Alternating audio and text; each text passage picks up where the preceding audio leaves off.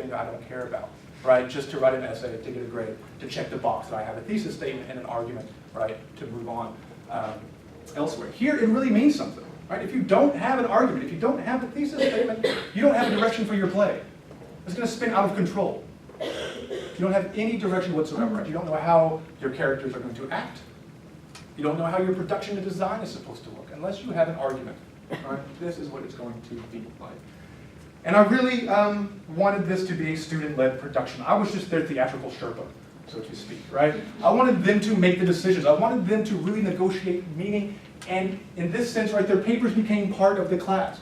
What did we want this to be, right? So again, we got into groups. You write this paper, tell your partners in this group what your argument is. What is your thesis statement, right?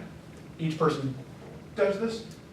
You negotiate, you debate, you decide on one, the best one, right? The one that you think has the most punch to it, right? And you start to cobble down, right? So if you have 4 groups that are doing this, each one comes up with one. You present these to the class as a group, you whittle them down to 2, and eventually you can take a vote and decide, what do we want the direction to be? Super democratic? Right? Again, this was in the wake of our own political tragedy, so I wanted to instill some democracy into the classroom.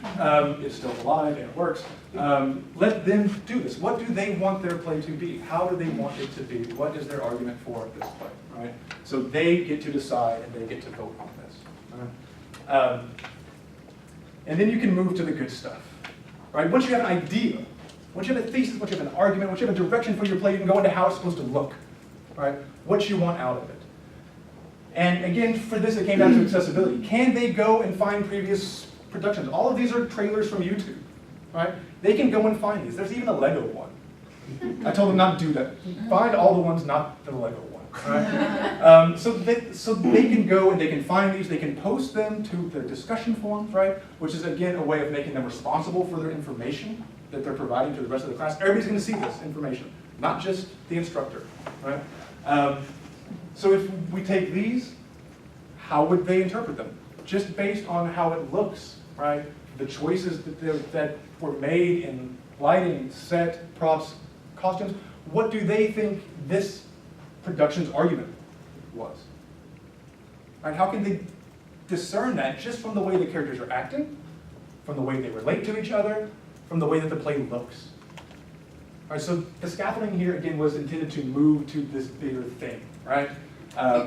What do we want out of this? What do we want it to look like, right? More absurdist examples, more kind of in the realm of tradition, kind of not right, but still very bourgeois, and then somewhat off-kilter as well. And these were just the 3 that I could download and fit on a slide here that were small enough. There are numerous examples out there, all right? But again, going back to the idea of accessibility, is this play one that allows for something like this? So that they can go and see stuff that's already been done, see stuff that's out there, right, to get ideas for this, all right? Everything from lighting to props, right?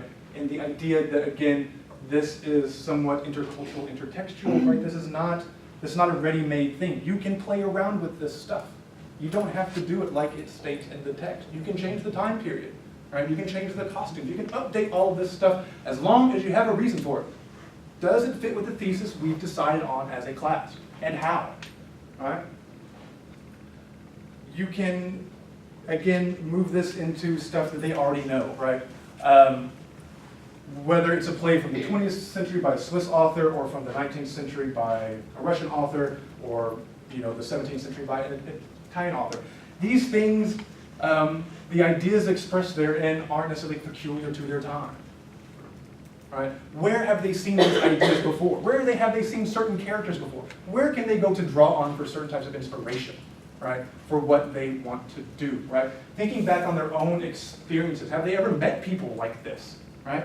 If these people are detestable, does it remind them of somebody? If it's somebody that's lovable and loving, right? Can they draw on this at all for how they want to conceive of the actual production of this, right? Other genres, right? What if we were to make this not a drama but a melodrama, right? How would that change? Does it fit with the thesis and argument and the message we've come up with, right? Sci-fi, why not, right? Would this work as a sci-fi? Would this work as a crime drama, a thriller, et cetera, et cetera, et et cetera. So again, trying to tap into their different cultural knowledges, not only of the target language, right? Again, we always play around with authentic materials, but we have to be aware they also have their own ideas, opinions, and knowledges that they're coming to the table with. And if we can use them, all the better, right? All the better. I'm slowly running out of time, I think. How am I doing on time? Poorly?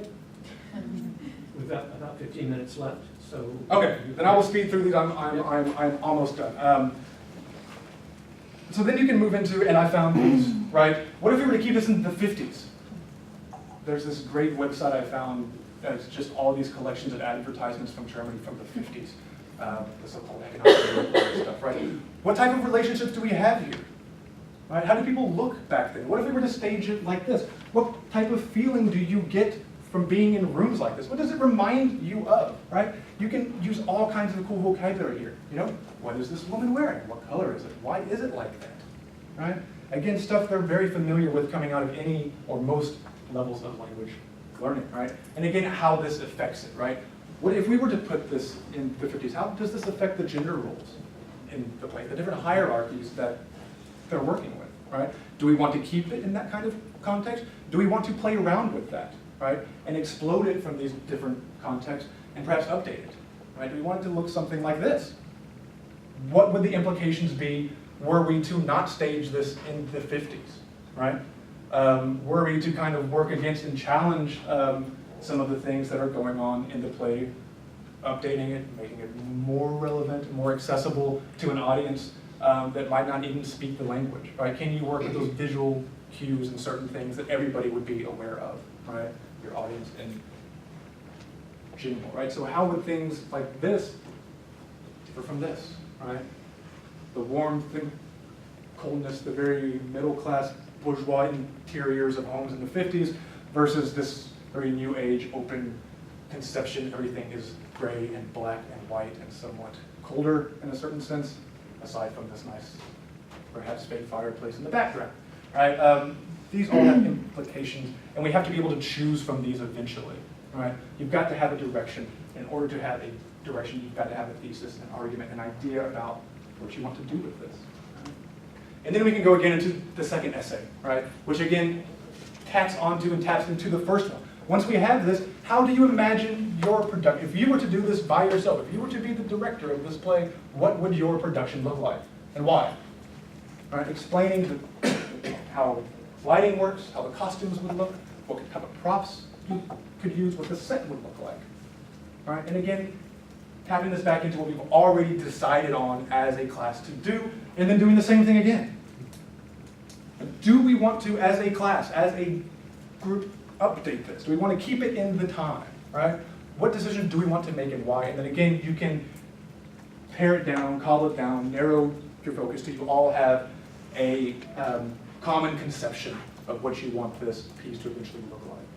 And then you can get into the real nitty-gritty of stuff and actually start assigning tasks for them to do, right? What I did was production groups. Everybody was in a production group. I don't care if you had a role, big, large, small, doesn't matter, right? Everybody was involved in a production group. There were 4 of them: props and set, costumes and makeup, lighting and sound, PR, and marketing, which Tom told me didn't really work that well. To the 4th floor for some reason. We couldn't go up on the floor. Didn't make it, right? But now that we have an idea, what do you want this to look like? Props group, what are your ideas, right? Costumes and makeup, what are your ideas? Present this, right? Presentational skills, right? Putting this on a Prezi, a PowerPoint, getting this across to your colleagues. Again, always in the target language, always in the target language. How can you do this, right?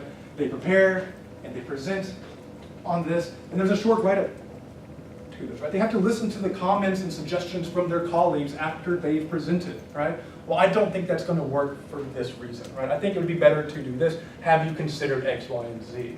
And in the write-up, then they have to consider all of this. They have to incorporate it. They have to at least address the suggestions, even if they choose not to take them in the end.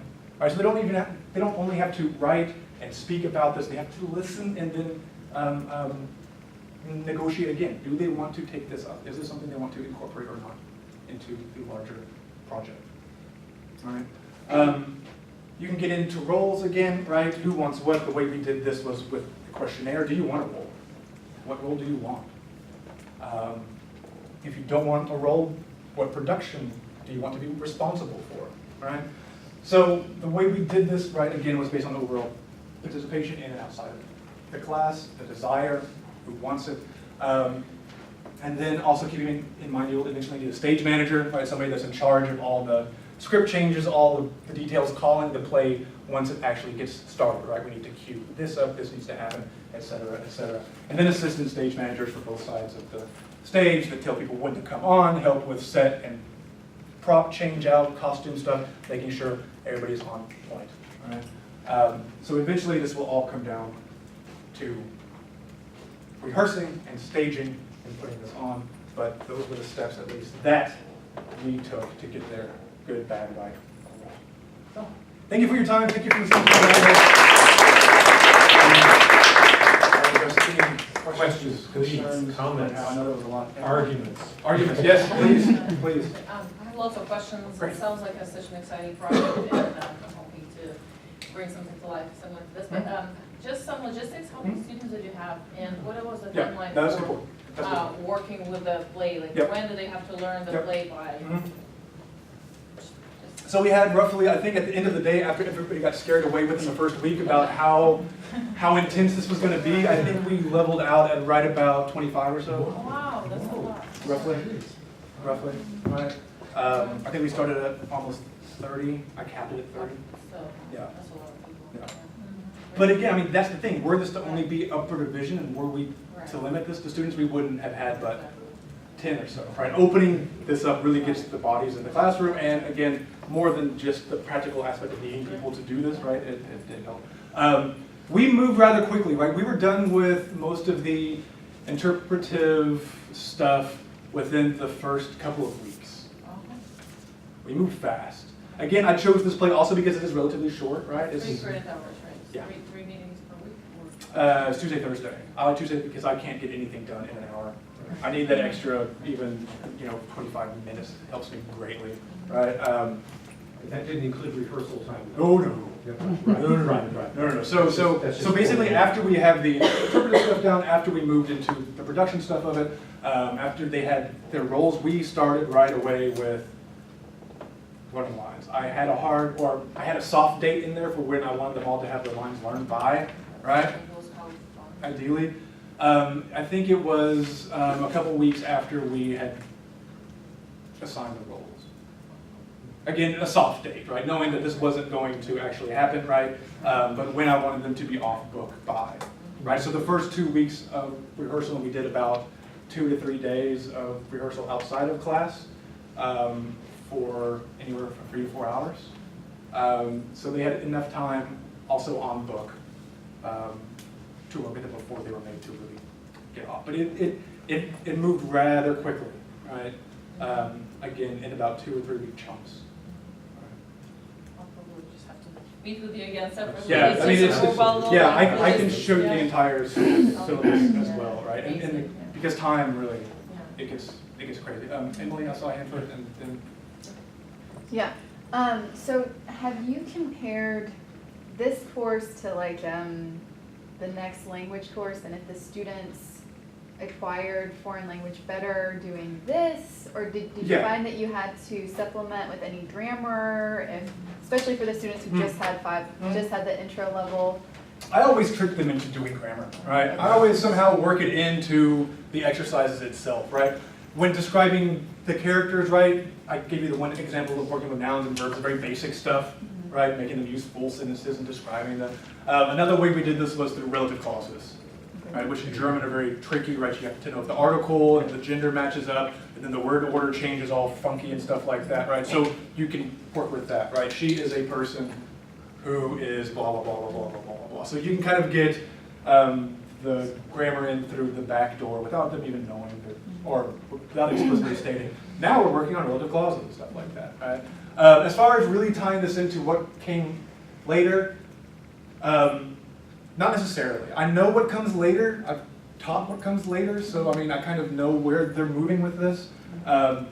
So definitely does tack onto what they go into with advanced German grammar and conversation and composition, which really start to work even more with authentic materials and videos and films and television shows and stuff like that.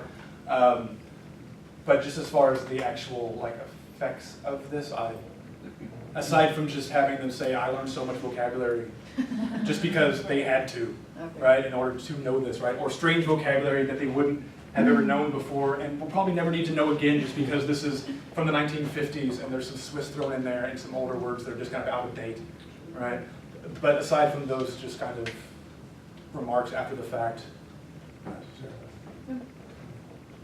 So I have like 2-3 questions. Yeah, no, go, So, shoot. like, Yeah. first of all, do students have a chance to choose what they want to like play, or do you usually choose it? At the end, so what we did, we passed around a questionnaire, right? These are the options available to you as far as roles and stuff, right? We collected all of these and then I sat down with my TA and my grad assistant and we talked about it, Okay. right? You know, does this person deserve it? Being number one, right? Can they do it? Number two, right?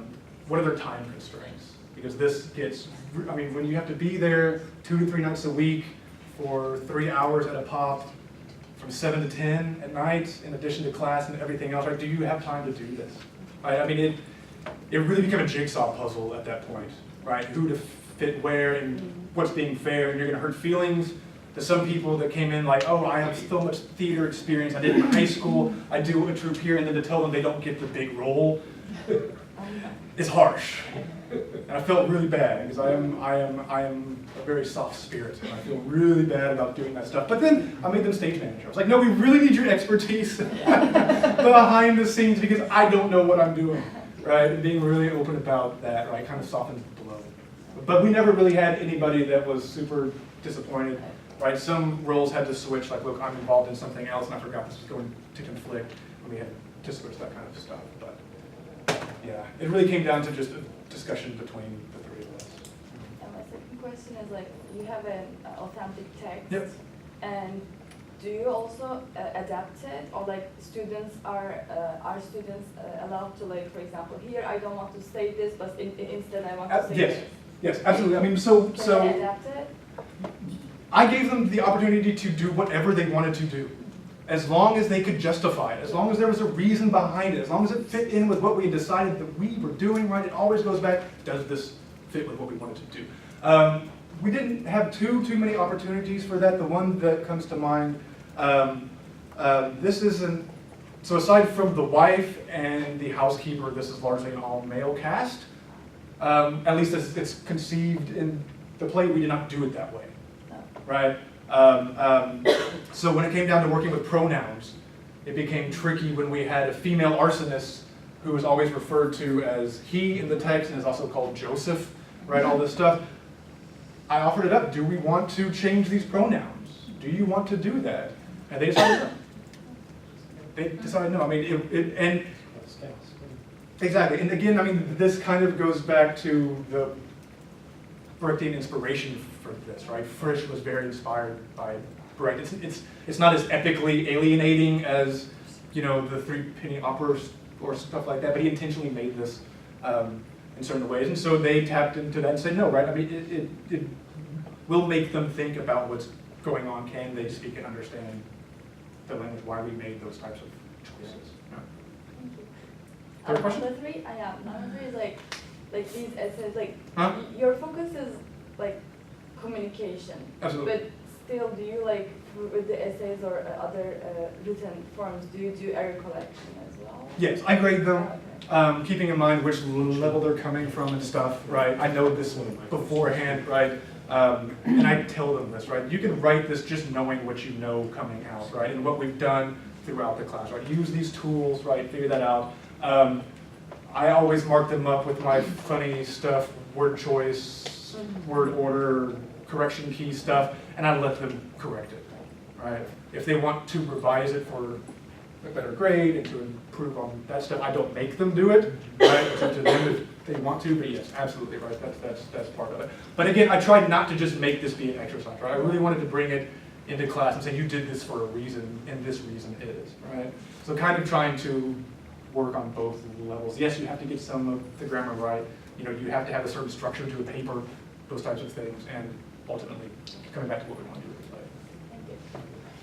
I also have about a half dozen questions, but I'll stick to just one for time's sake. I'm a huge fan of collaborative language learning. I love the way so much of this course is designed around having students interact with each other to come to a consensus or a final decision about something. But you're also doing something that's to me quite remarkable. I'm doing a fourth-year Russian debate class. They're all at least an intermediate high, if not advanced low, so they can collaborate. In this class, you're teaching a stacked class, basically.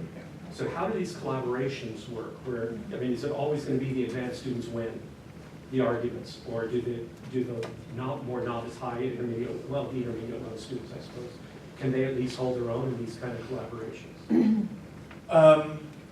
Jein, as we would say in German. Yes and no. Some of them, I mean, despite, you know, going through months and weeks of class and showing them, yes, you can do this, you can contribute, right? Some of them, and this happens even after the first year, they just remain in their proverbial shells, right? They're just not that outspoken, they don't want to do it, right?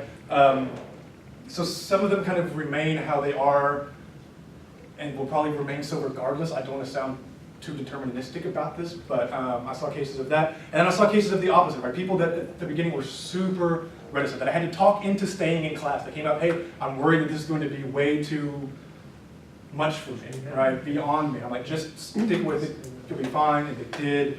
And they ended up contributing as much, if not more, right? So I mean, you can't win all the battles, you just kind of have to hope that somewhere you can see those that do, and then even the advanced students, some of them chose not to participate at the levels that they could as well, and yet produced wonderful essays and stuff.